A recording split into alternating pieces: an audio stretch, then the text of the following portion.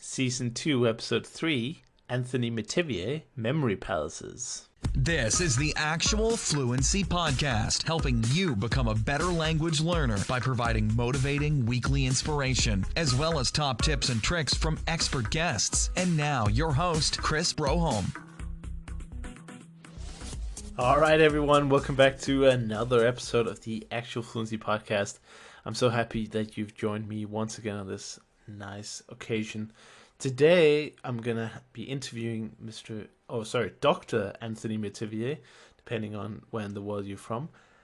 He's going to talk to us today about memory palaces. And I'm sure you're wondering, what is a memory palace? And for many people, this is indeed the way they feel about them. They know that they exist, or maybe they've seen them on shows like Sherlock, or just in any popular culture. And it seems like an almost superhuman feat to just kind of have a mental image of in this case, a palace, but it could be any location, and just be able to sort of retract or withdraw memories at will. And I was very fascinated about the concept of memory palaces, and in fact I have been for a long, long time. But there's been a few things stopping me from actually going through with it.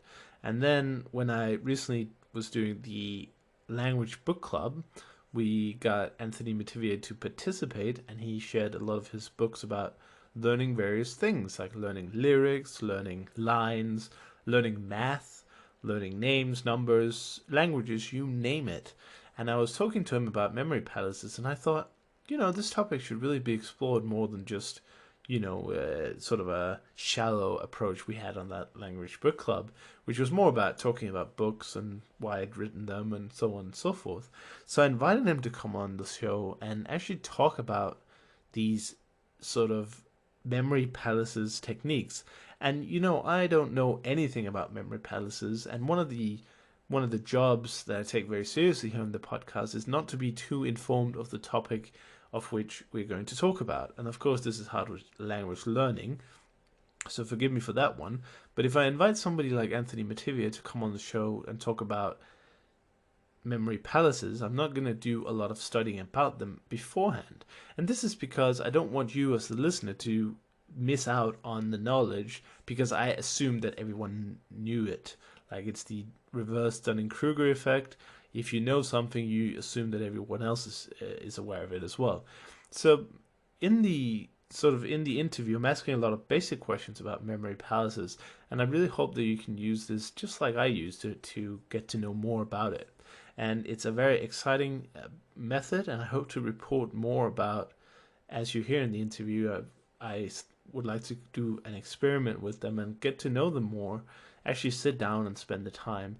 And I'm looking forward to reporting back to see how it goes.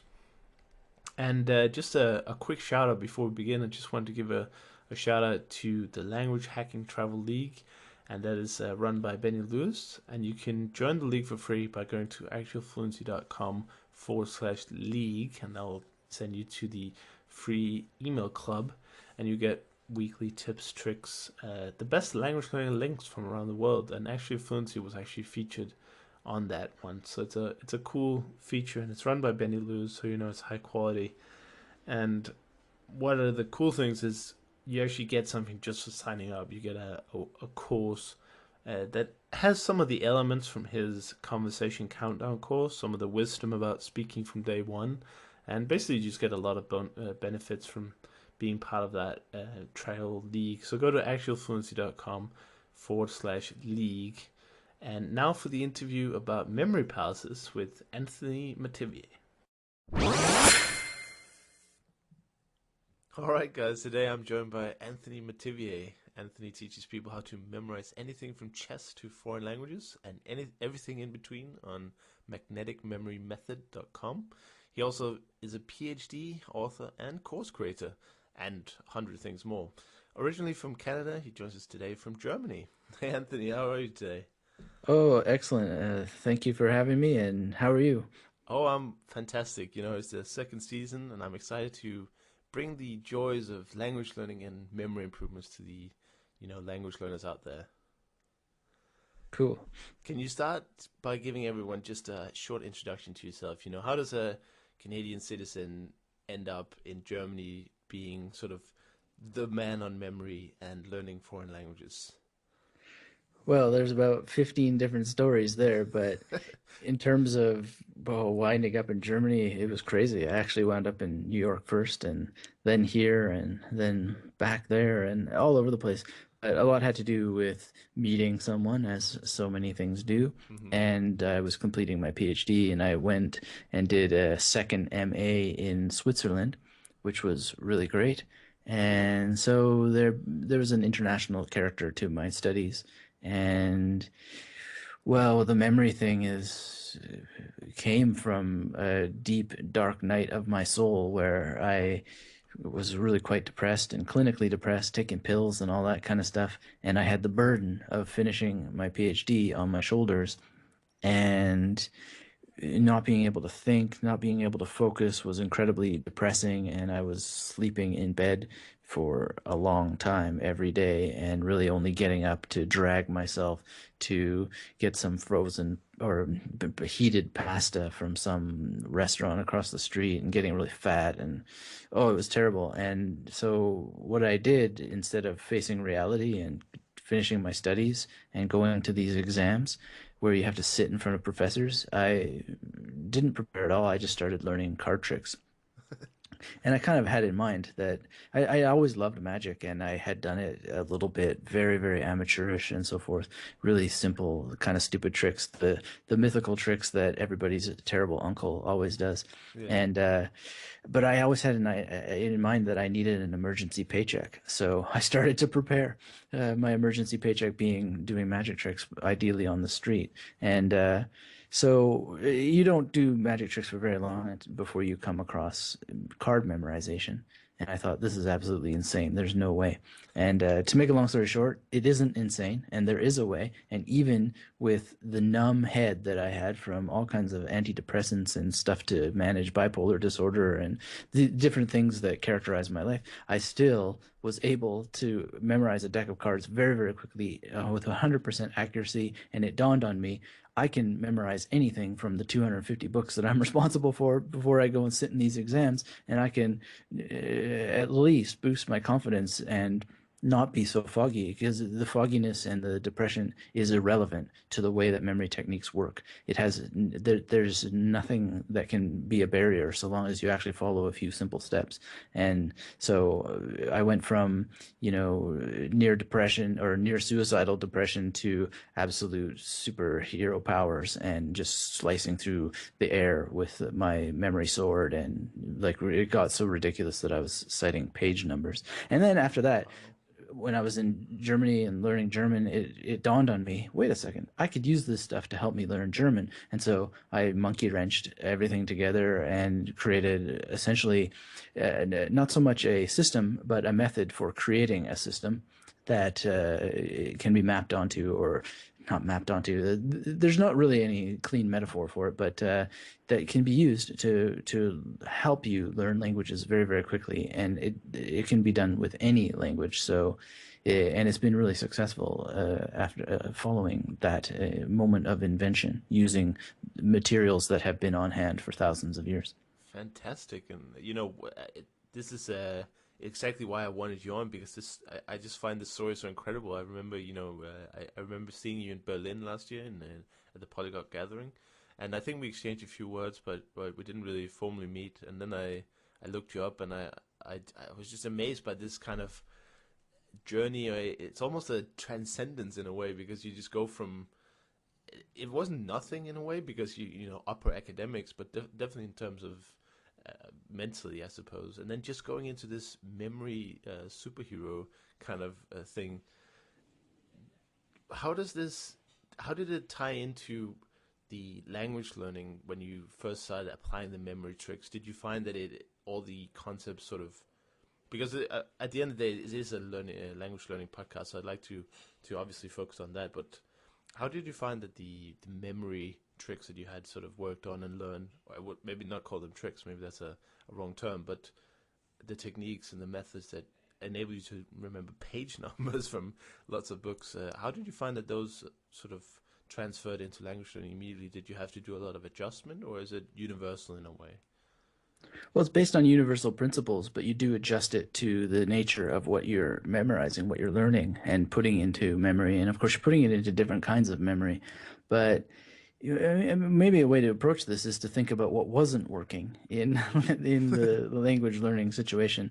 So because I was in a relationship of a particular kind, I was able to get access to training at the Hartnackschule in Berlin, and so I had to pay an euro an hour to go to class, and I did 300 and no 635 hours in this course, and I learned almost absolutely nothing because the teacher, government issue teacher who had a class full of Russian immigrants destined to be cab drivers who I learned more Russian than I did German in this class because they were constantly talking, and I was interested in Russian as well. But and it was just crazy, and the teacher didn't seem to care. And what was he teaching? Well, he was teaching grammatical things without knowing the words to which the grammar is matched, or the engine of grammar needs this gasoline, but you're not even learning the words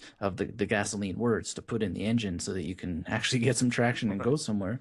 And I would show up with this huge dictionary, and I would like try and follow everything that he was doing, and I couldn't. And I picked up some German. I did leave with this rudimentary, like not A1, but maybe A.27 or something like that. And it was really, really frustrating. And anyway, go about a year later, I'm sitting on the porch down in Saelendorf, and I thought, I need to really get my German going, because I was in Germany and I'm not talking to anybody, and I just have grocery store German basically.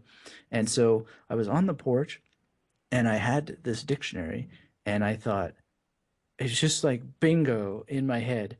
What if I made 26 memory palaces? Forget the umlauts, because no words that I'm aware of start with umlauts except for in my fantasy language where Z has an umlaut. But um, and I thought, what if I made a memory palace for every single letter in the alphabet, and then started to memorize those words?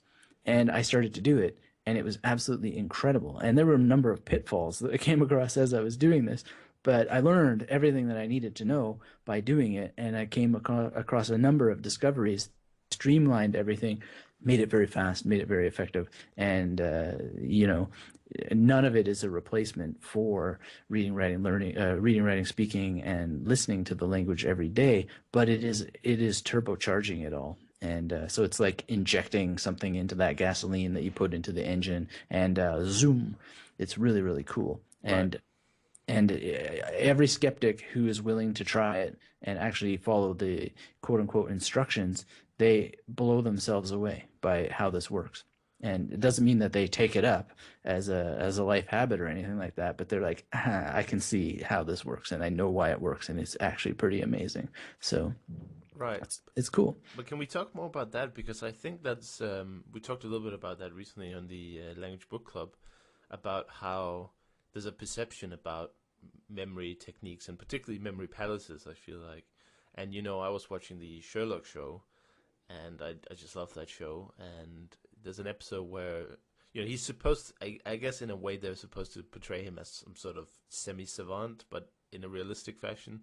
But anyway, he has this memory palace in one of the episodes, and he's just flying through the air. He's like looking with his hands, and he's like trying to find something from 10 years ago or something.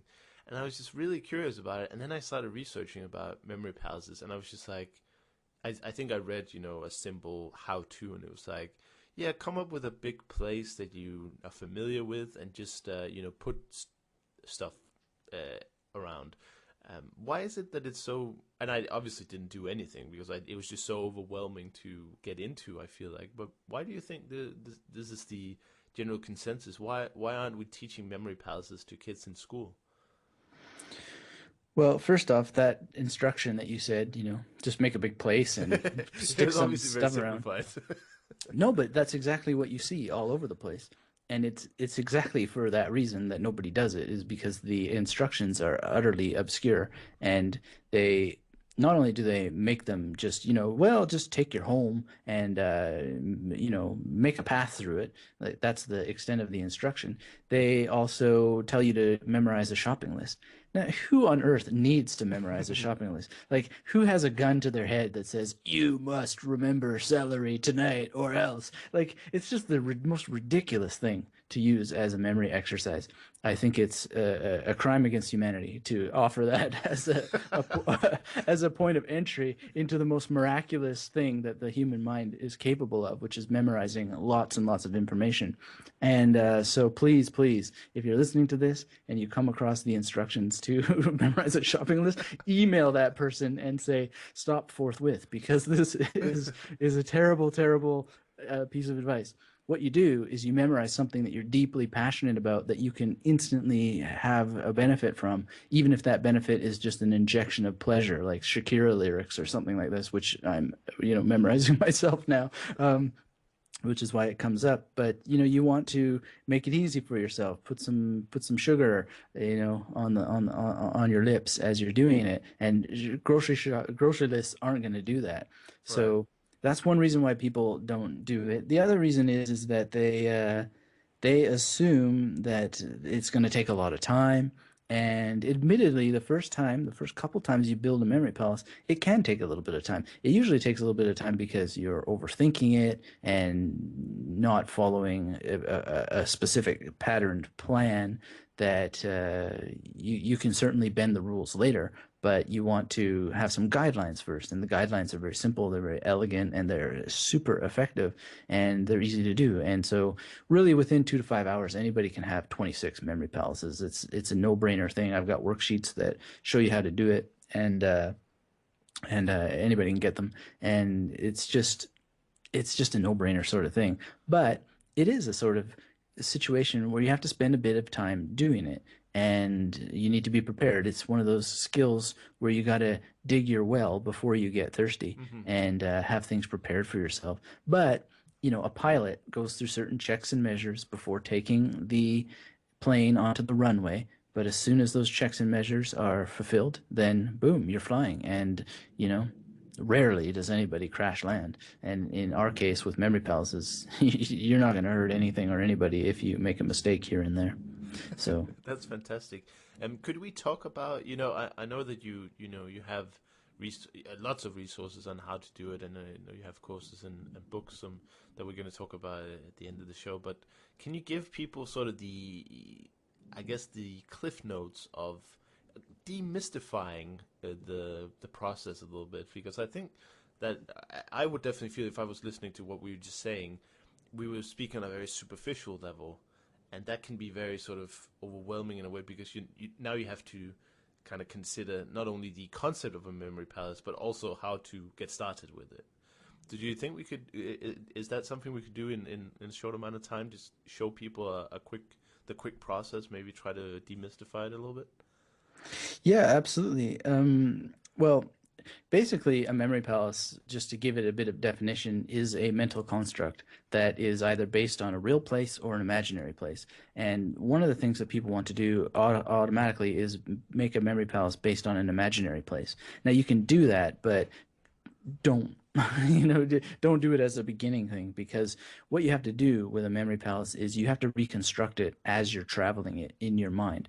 And the more that you use places that you're deeply familiar with, the less you have to reconstruct. So the whole point of the memory palace is to reduce cognitive load and not increase it. So what does it mean to use a place that you're familiar with? Well, you want to think about it in a particular way. If you're using your own home or your workplace, you'll notice that the building has a sort of structure to it that you can move through it in a straight line, or at least a linear path, that you don't have to cross your own path. And that's a very fundamental principle. And also, there's usually a way to start at the back of a building and then move towards an exit. So if you were upstairs in the master bedroom, you could go past the bathroom, another bedroom, maybe there's a closet, then there's some stairs, and then there's a kitchen, and you can move from there into the living room and then out the front door without ever crossing your own path.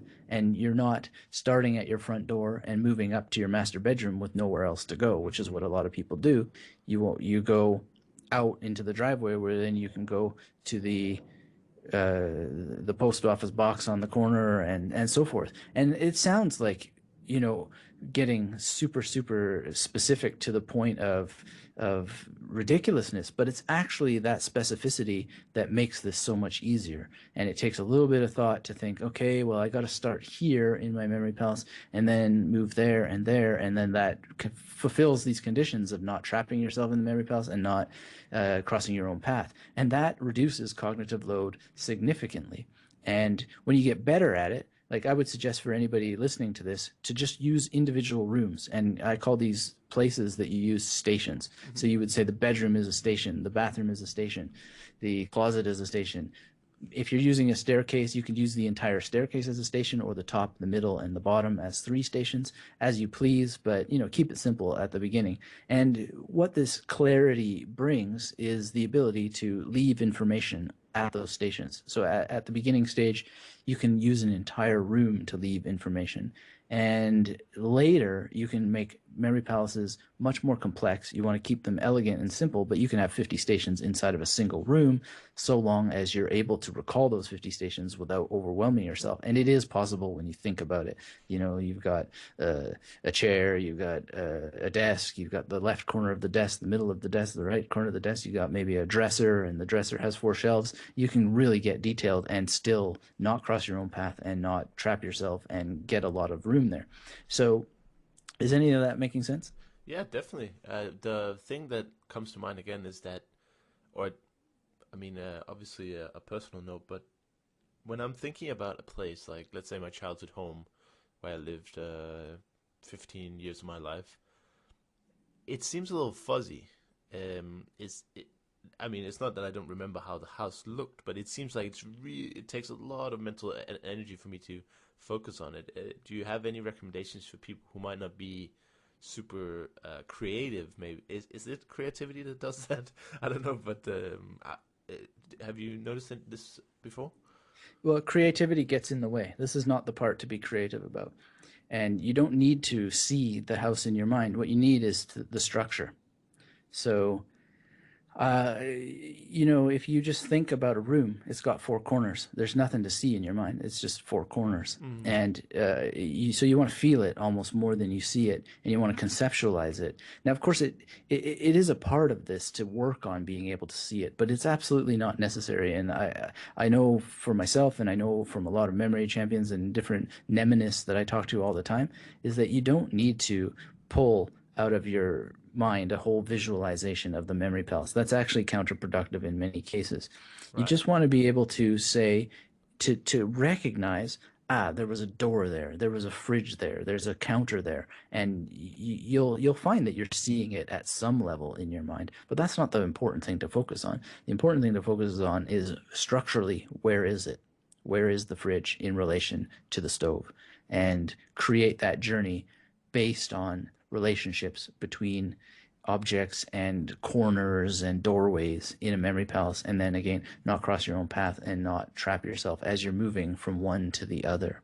Right. And you can help yourself out a great deal by drawing a floor plan, mm-hmm. and then putting numbers on the floor plan, and then creating a list. So, you've got this visual image. I'm sorry, there's all kinds of airplanes suddenly going by. I hope that's not... I can't hear it at all, so... Okay, well, then I will allow it to distract me alone. But imagine that you have a floor plan that you've drawn, and you have numbers, and then beside that, or on a separate piece of paper, you write down those numbers, 1 to 10, let's say, and then you just make a quick description of what that station is, just bedroom or floor, desk or table or whatever. And that helps your mind really organize that much better. And it's really just a couple of minutes or even seconds to sketch out a floor plan, put some numbers down, and make a top-down list of what the stations are. And now, through all of this, you're basically embedding that journey in your mind. And because you already know the place anyway, there's really no effort to this, really, and you're reducing that cognitive load so that you can place heavier loads on it later when it comes to memorizing the material, which of course we'll talk about. But you don't need to be imaginative. This is not a requirement for having a memory palace. What you need to do is just get busy creating one, and you'll see that you have far more creativity than is needed. And actually, too much creativity gets in the way because this is a structure. It's like the rails of a roller coaster. You just need to be able to follow them in order to create a journey, a ride along the rails. Fantastic. And then when we start placing things at these stations, yeah, maybe we just go into that. When if I have let's say I have a room, and I make maybe eight. How many stations do you think per room? Maybe. Well, again, I'd really just start and I start the way I started as a beginner, just one station per room. The room is the station, Right.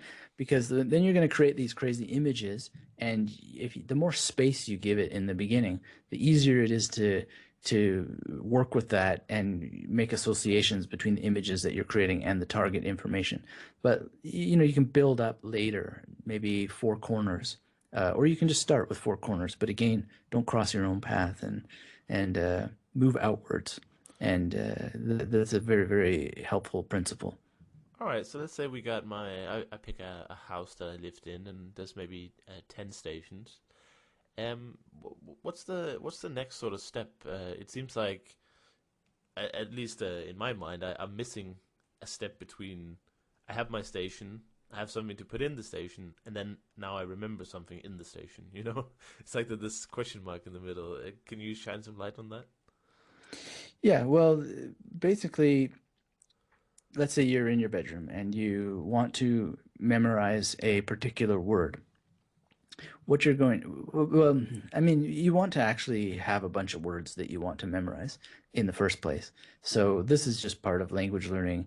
A lot of people will use spaced repetition software. They'll pump in some words, or they'll use index cards, or whatever the case may be. And instead of doing that, you would then take those words and you would place them along the journey in a strategic way. And one of the great ways to do this that generates a lot of criticism actually for me, although I don't understand why, is to alphabetize the words. Uh-huh. So if you had a vocabulary list of 10 words, you would alphabetize them, and starting with the one closest to the letter A, you would put that at station one, and then proceeding alphabetically forward, you would go station two, station three, station four. And when you're there, you will then create some imagery that helps you recall not just the sound of the word, but also the meaning at the same time.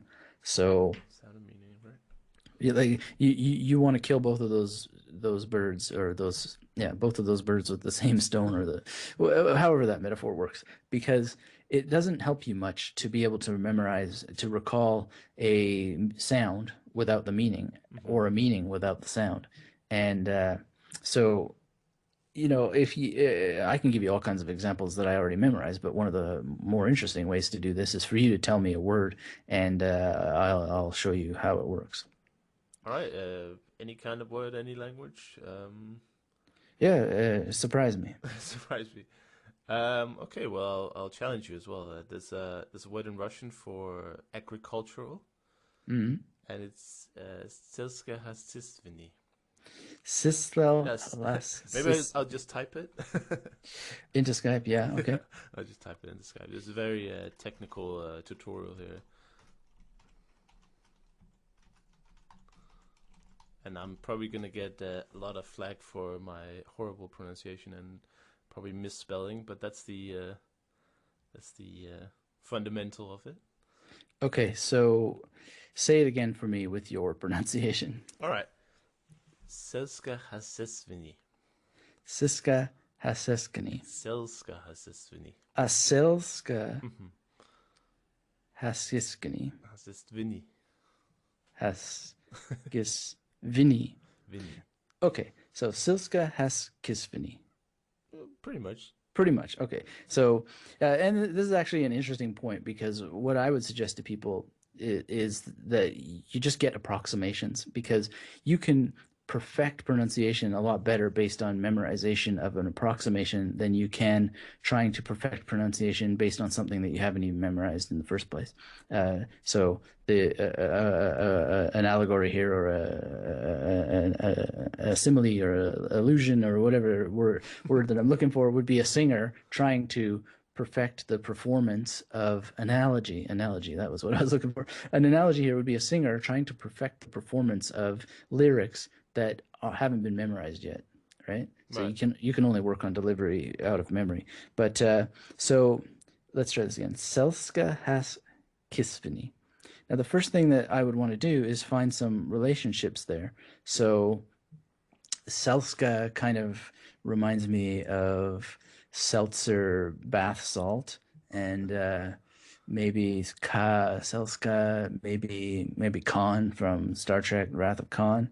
Skelska has kiss Vinny. Okay, so Vinny reminds me of my cousin Vinny, that movie. So Khan from Star Trek has seltzer, and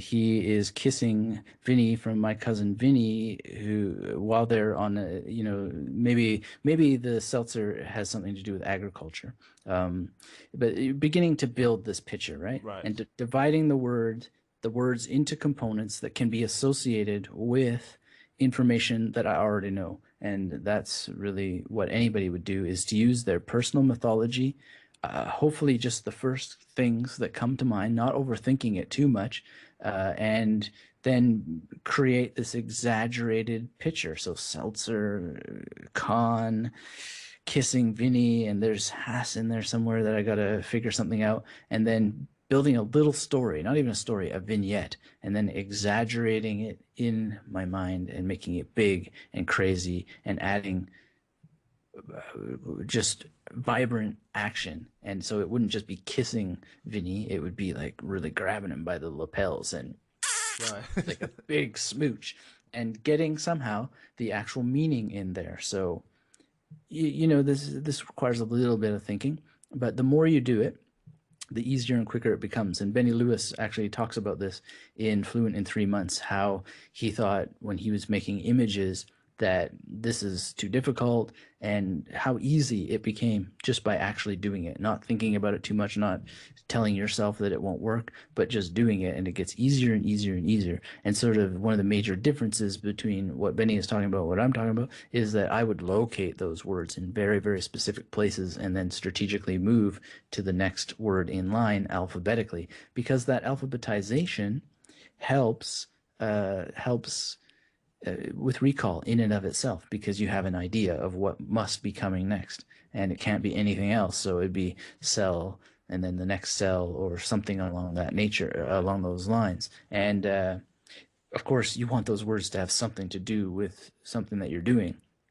Ideally, what you're interested in, or that pertain to a lesson, or what have you. And then what you do once you've got this in memory and you can recall it, is you practice your journey and you go backwards and forwards, and that is going to help overcome what's called the primacy effect or the recency effect, and it's going to help overcome the forgetting curve.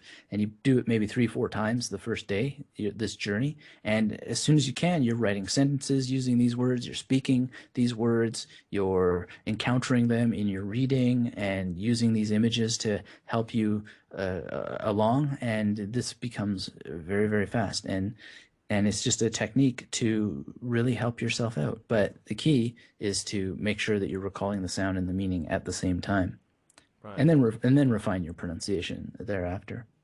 Okay. So the next sort of concern I guess I have is that uh, this is also kind of a controversial point because people don't seem to agree how many words we need in general. Just a full stop there. But if if we want to communicate, I've seen some reports that some kind of between 3 to 6 thousand words is kind of required in a new language to have a conversation and understand maybe some kind of basic native material or maybe intermediate. But anyway, um, isn't doesn't that wouldn't that take a long time with this method? If you, I know that building these kind of mnemonics is not exactly.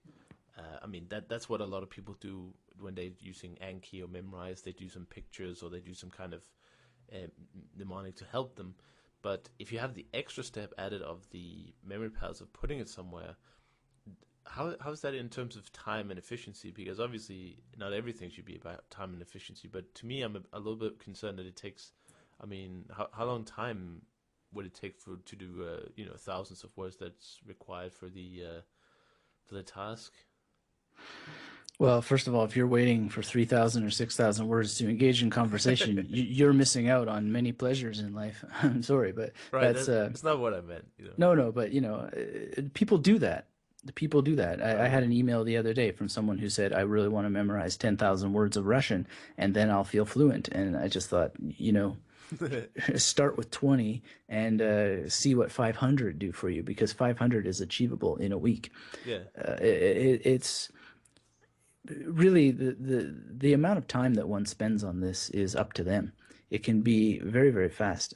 I mean, I have all kinds of memory palaces built. So if I want to sit down and memorize a bunch of words, I can do 100 words in a day and be able to, and that's manageable to actually rehearse them all, as I'm suggesting, going forward and backwards through the journey, because you're walking around, you're mowing the lawn, you're washing the dishes, you're bathing yourself. There's all kinds of downtime that is completely unimaginative and just used worrying about the past, worrying about the future, thinking about alternative fantasies about the present. And you could be using that time to recall words and build sentences based on those words, and then going out and using them because they're pre-prepared in your mind. So the amount of time, the time commitment is actually less than zero, because what you get back is multifold. So any investment that you make is paid back 1,000 times by the time you're not spending with SRS software and index cards, driving yourself bonkers with the hammer of rote learning, And but the thing is you actually have to enjoy this. I mean, you have to get a kick out of it at some level, or at least it seems to me that that's the secret ingredient, is enjoying using your imagination, enjoying exploring what your imagination is, what it can be, what you can transform it into, and having a purpose, having a desire to actually, essentially achieve something that seems superhuman, but is just something that was normal a couple thousand years ago, that was just nothing. It's just the same as tying your shoes, Right. So I don't really think of it in terms of time commitment. I think of it in terms of time investment and time receivership. I'm not sure what word to call that, but it's getting interest, time interest, and it really pays off. And it Right. pays off in multiple ways, because when you get traction with this, then you teach it to other people. And when you teach it, then you really start to learn it, and you make other people's lives better as a result. Fantastic. And I guess a related question to that, the time question is, if we have to memorize, let's say we're aiming for a few thousand words to memorize, and after that we can probably get words from a context or a native material or something. But doesn't that require a lot of memory palaces? Isn't it hard to balance so many, particularly starting out? Well, some people do have this issue and others don't. It all has to do with how you approach it. So, for example, you could say, oh, well, this is dozens of memory palaces that I need. Or you could say, well, I'm going to start off with 10. I'm going to put 10 words in each of them, which is 100 words. And then I'm going to go from there. I'm going to either reuse those memory palaces, or I'm going to come up with another 10 memory palaces. But to come up with 1,000 memory palaces, it doesn't make sense, and it's not even necessary. But to come up with 10 is pretty simple, because everybody was born somewhere. Everybody went to school somewhere. Everybody has shopped somewhere. Everybody's been to a library. Everybody's been to a movie theater. Probably most of us have been at one point in our lives or not, a church, and then a hotel, and a restaurant, and a cafe, and maybe when they used to have video stores, maybe a video store. So there's 10 memory palaces right there, and they're pretty well universal, that just about everybody has visited. So to me, it's a non-issue, and to this day, I've lived on a street for a long time. To this day, there are stores that I haven't gone into. So heaven forbid that I was running out of memory palaces. They're just around the corner, And so It's really funny. I was just imagining you sitting there with your, I don't know, Encyclopedia Britannica or something, and just you made it to like Q. And, oh no, no more memory palaces. Must go out and find new ones. yeah, it's like That's This isn't hilarious. the hunt for Red October. I mean, it's just they're everywhere. Right. Well, I'm really glad that we can kind of, dispel some of these myths, and I'm always happy to provide people with my own misconceptions about concepts in order to shed some light. And this is definitely something that I wanna get to work on. And a related question is, what's the scaling once you get good at it? Well, not good at it, but once you get into it and you start feeling a kind of a group, do you build more palaces or do you build more stations in the palaces? What's the first step? Yeah, that's a individual issue. I tend to encourage people not to build more stations inside of palaces in favor of building more memory palaces. Because let's say you want to preserve a journey of 10 words, you just want to keep it, which I often do. It's fun, it's neat, and there's no real pressure to rebuild those memory palaces. Well, if you're doing things alphabetically, you got to slot something in between CA and CO, right? And start shifting stuff around. What makes more sense is to start a new memory palace for CO words and leave the words independent, or just reuse that memory palace. And a general rule of thumb is that if you don't have those words in, if you're actually doing things as described and actually doing the repetition work, if you don't have those words in long-term memory after 72 hours, then you need to go back and think about what it is that you're doing, because there's something misfiring. Right. There's something that just needs to be attended to. And I've got a video somewhere on magneticmemorymethod.com about the 5 big mistakes that people are making that you can look at and apply to your work to see what it is that you could improve. But there's usually issues are that the memory palace isn't properly constructed. The images that you're creating do not help you effectively recall the sound and meaning of the word. The images you're creating are not memorable because you haven't made them large and weird and strange and exaggerated. And Khan is not really, really kissing Vinny from My Cousin Vinny as vigorously as he could, and he's not throwing that seltzer as hard as he could, and you don't have the agricultural meaning in there. And also the other mistake that people make is they don't appropriately rehearse those words. They don't restage the play enough times to Right. get it into long-term memory, and then they're not listening, reading, writing, and speaking the language every day to give themselves opportunity to embed it in the context of larger language learning principles.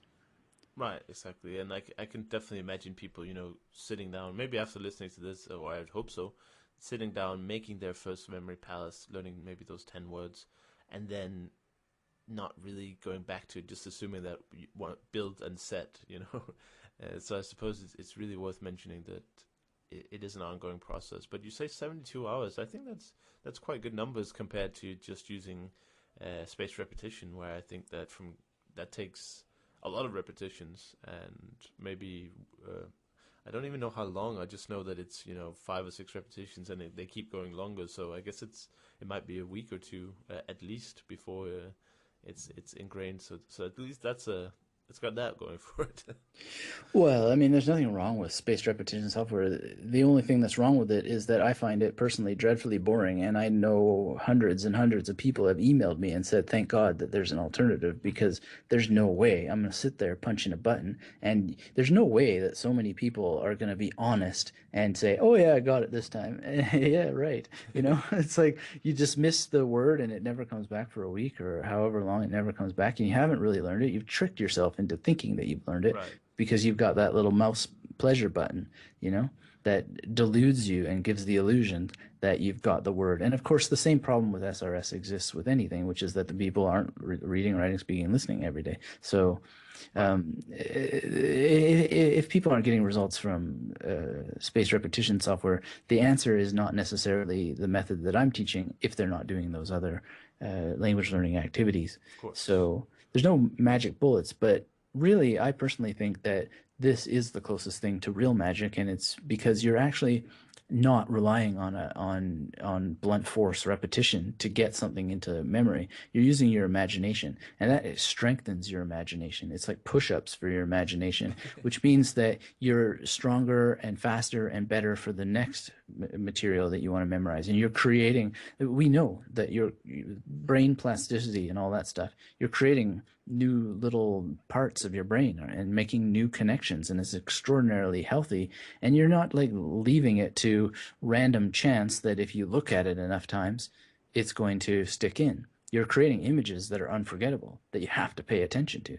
You have to look at it, and they're so shocking and strange that you have no choice but to try and decode them. Right.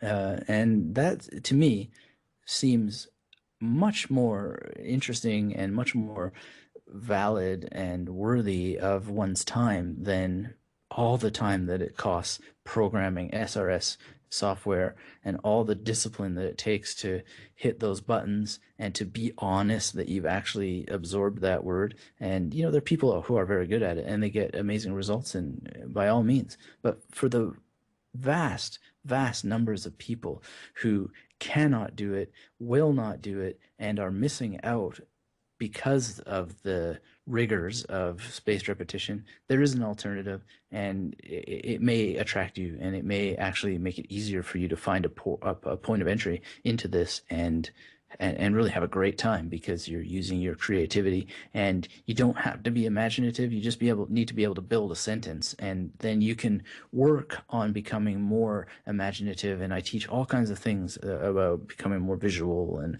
more creative. But at the end of the day, if you can rent a DVD or illegally download a movie, then you can increase your imagination just while you're having fun. You just got to pay attention more to what the filmmakers are doing in order to create images that are memorable, and then start making them in your own mind with the attachment to the sound and meaning of the words you want to learn and the entire phrases that you want to learn. Yeah, fantastic. That last point there, I just wanted to ask you, because we've talked a lot about putting words into memory palaces.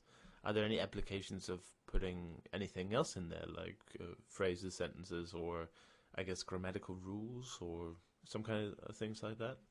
Yeah, absolutely. I mean, once you have, let's say, 10 words, one of the best things you can do is go and attach an entire phrase to each one, which gives you more words and also a phrase. And then you rehearse it the same way, and now you're rehearsing entire phrases from inside your mind, not externally responding to a piece of software. Because when you're in a real conversational setting, you're going to need to get those things from your mind, not a piece of software. So this is quite a nice thing to be doing, adding phrases. So essentially, you've created the roller coaster ride, then you created the little stops that the roller coaster is going to go along, and then you go back and you create longer lines at those stops.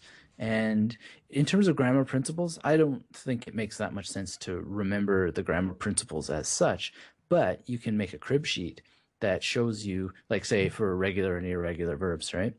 You can make a journey for regular verbs based on run or read or whatever, and then you can make a memory palace with a list of the different forms that a regular verb would take, and then you can use that as a crib sheet for every other word that you would memorize that's either regular or irregular, how that works. And you can do it for all the tenses and so forth. To the extent that that's actually necessary, I don't know, because it depends. But as an opening to really give yourself some movement forward to get this aha, I get it sort of thing, then that can be very, very powerful and useful. And yeah, I mean, there's really very little that you can't memorize. You just got to think about how that these techniques would apply to that particular situation. So I've had people throw all kinds of graph charts at me and so forth, and I come up with a solution. Whether or not that's the solution for them is not something that I can really say, but I know that I can give them the example of what I would do, and then I do it and it works. And so they just need to try and, like I said, I don't really give a system. I give a method for creating your own system, and really ideally systems, because this is a martial art, so to speak. You're Right. responding to different situations, and that response needs to be different according to the situation, based on fundamental principles of gravity, of the human body, and other sorts of things of force and duration and velocity. But at the end of the day, it's still just another body that you're interacting with. And so you change your form in accordance with what that body is doing. So if you imagine that the attacker is a vocabulary word, then, maybe it's not Vinny and maybe it's not Khan, but it's going to be something doing something to somebody else. And that other somebody else is going to be reacting. And that's going to help you recall the sound and the meaning of the word, or the sounds and the meanings in a phrase, or whatever crib sheet that you might build in your mind for irregular verbs and so forth.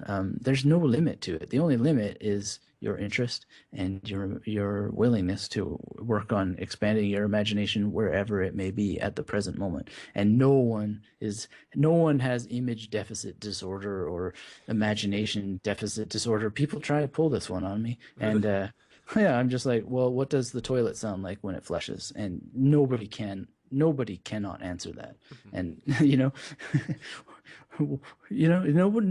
no, everybody has the ability to imagine at Right. least a ghost image of certain things, like the fridge door closing or the taste of milk or something like this.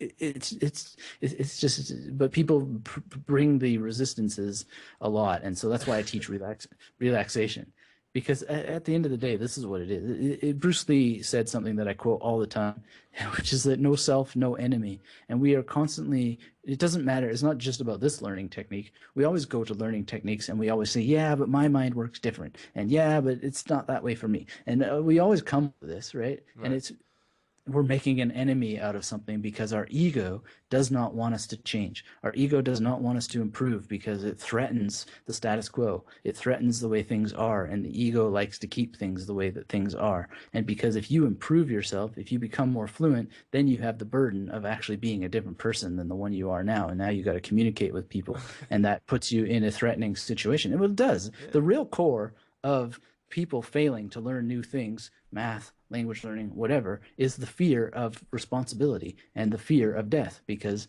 when you have to go and put yourself in new situations, you are symbolically facing death. And I don't want to get Freudian on people, but there's really compelling reasons to believe that we are stuck where we are, not because things are hard or not because our brains are different, but because we have deep needs, situations.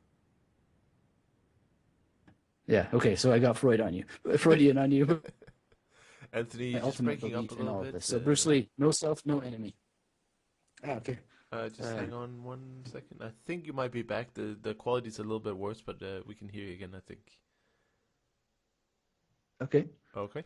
Yeah, just want to say thank you for that. That was a great summary of why we do what we do, and I wanted to just add the flashcards. I've been working on Memrise for a long time, and I've been really bored with it recently. And I've just seen people. This particularly one guy called George who just gets so many points every week, and he's like, I do it before I go to bed, and he learns so many words, and for him, obviously, that method works. But I've really enjoyed hearing about this sort of addendum to the SRS method of how to add new vocabulary without getting bored, because I don't know if it's a cyclical thing where you find a method and then you get bored with it, then you find something else and you get bored with that, and then you go back to the first, or you're just improving all the way. But either way, I hope that we have, during the course of this conversation, at least interested people in the act of creating a memory palace, or at least look into using the creativity more, and attaching those locations to the meaning and the sound and the mnemonic of a new word or phrase. But anyway, Anthony, it's been such a pleasure to talk to you as always. And before we end, I just wanted to give a little shout out to your website, magneticmemorymethod.com, and the podcast on there is actually really great. Not only do you obviously talk about memory a lot, but you also have a lot of language learners on. So if people enjoyed this podcast, I'm sure you would enjoy Anthony's. But Anthony, what's the next step for people if they want you to teach them how to build memory palaces? Where do they go to get that information? Well, I've set up a special link for listeners to the actual Fluency podcast, and that would be magneticmemorymethod.com/fluency. And there's a special memory kit waiting for you that will give you some of the worksheets that I mentioned and give you some videos that will show you the construction of memory palaces. And I think that they will help you a great deal if all of this sounded abstract or strange or weird or anything like that. Above. But yeah, well, I mean, it is strange and weird, and that's the point, because strange and weird things are memorable. Right. And yeah, so magneticmemorymethod.com/fluency. And, as things grow, I get more and more questions, but I'm generally available, and give me a week or so, and I will answer any questions that you have. And the ultimate answer is to take action, because at the end of the day, Gary Halbert once said that motion is more important than meditation, and that doesn't mean don't meditate. But when it comes to things like these, just get started. Begin anywhere. And that was John Cage who said that, and they were both right. So just get started and try your best, and as long as you do something every day, you're probably getting smarter and yeah, and you can always go back to SRS. There's not it's not like you're abandoning anything. You can use it in combination, and I teach how to use it in combination. You can literally make your flashcards correspond to a memory palace journey, and I've experimented with it. It doesn't add anything in particular for me, but it does help a lot of people because they can see the possibilities of having a hybrid SRS memory palace methodology, and it does help. It softens the blow of boredom with SRS when you are not seeing the definition and trying to come up with the word, but instead you're seeing, Khan's throwing seltzer at Vinny while he's trying to kiss him, and then you go, oh yeah, and then you're decoding this image. You're seeing this little movie in your mind, and then you go, aha, and then you get that word. You know what I'm saying? Like, yeah, that's exactly. much more interesting than definition and then trying to come up with the word out of nothing. Right, which often happens, to be honest.